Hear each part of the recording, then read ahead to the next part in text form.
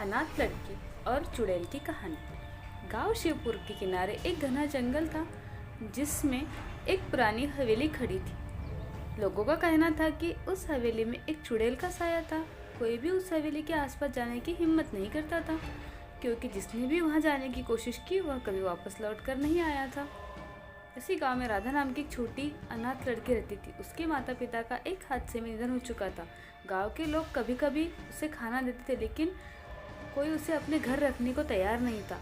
राधा के पास न रहने की जगह थी, न ठीक से खाना। वह अक्सर पेड़ के नीचे सोती और गांव के मंदिर में भगवान से प्रार्थना करती कि उसे कोई अपनाने वाला मिल जाए। एक दिन गांव में भूचाल आ गया और खेतों को भारी नुकसान हुआ। अब लोगों ने राधा को खाना देना भी बंद कर दिया था।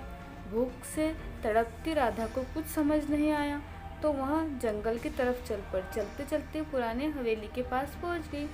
गांव वालों की कहानियां याद थी, लेकिन उसके पास कोई और विकल्प नहीं था। अगर मैं यहाँ नहीं रुकी तो भूख से मर जाऊंगी, उसने खुद से कहा और कांपते हुए हवेली के दरवाजे पर दस्तक दी। जैसे ही राधा ने दरवाज़ा खोला, एक तेज हवा का झोंका आया और दरवाज़ा अपने आप खुल गया। हवेली के अंदर एक ठंडी रहस्यमय रोशनी थी। अचानक एक डरावनी हंसी गूंज उठी। कौन है जो मेरे इस हवेली में आया है? राधा डर से कांप उठी, लेकिन हिम्मत करके बोली, मैं राधा हूँ। मेरे माता पिता नहीं हैं, मुझे बस रहने के लिए जगह चाहिए। हवा में एक परछाई उभरी और धीरे धीरे एक भयानक चुड़ैल सामने आई।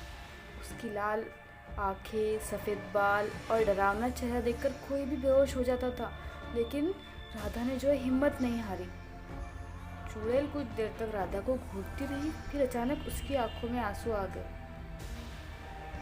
तुम मुझसे नहीं डर रही? चुड़ैल ने पूछा। राधा ने कहा, मैंने जिंदगी में पहले ही बहुत दर्द देखा है। अगर तुम मुझे मारना चाहती हो तो मार दो, लेकिन मुझे अब किसी चीज़ का डर नहीं है। चुड़ैल की आंखों से आंसू बहने लगे। तुम्हें पता है, मैं भी कभी तुम्हारी तरह थी, एक अनाथ लड़की। राधा चौंक गई। तभी चुड़ैल ने अपनी कहानी बताना शुरू की। सैकड़ों साल पहले वह अनामिका नाम की एक अनाथ लड़की थी। गांव वालों ने उसे हमेशा अभागी और अशुभ समझा और उसे भूखा प्यासा भटकने के लिए छोड़ दिया। एक दिन वह इसी हवेली में रहने आई, लेकिन गांव वालों ने इसे अपशगुन मानकर इस पर तांत्रिक से काला जादू करवा दिया। अनामिका को अमावस की रात जिंदा जला दिया गया और उसकी आत्मा इसी हवेली में कैद हो गई। मुझे किसी ने नहीं अपनाया और मैं बदला लेने वाली चुड़ैल बन गई, अनामिका ने दुखी होकर कहा। राधा के आंखों में आंसू आ गए। दीदी, तुम्हारा कोई दोष नहीं है। यह तो दुनिया की गलती है जो अनाथ बच्चों को अपनाने के बजाय उन्हें छोड़ देती है। यह सुनकर चुड़ैल हैरान हो गई। सैकड़ों सालों में पहली बार किसी ने उसे दीदी कहा था।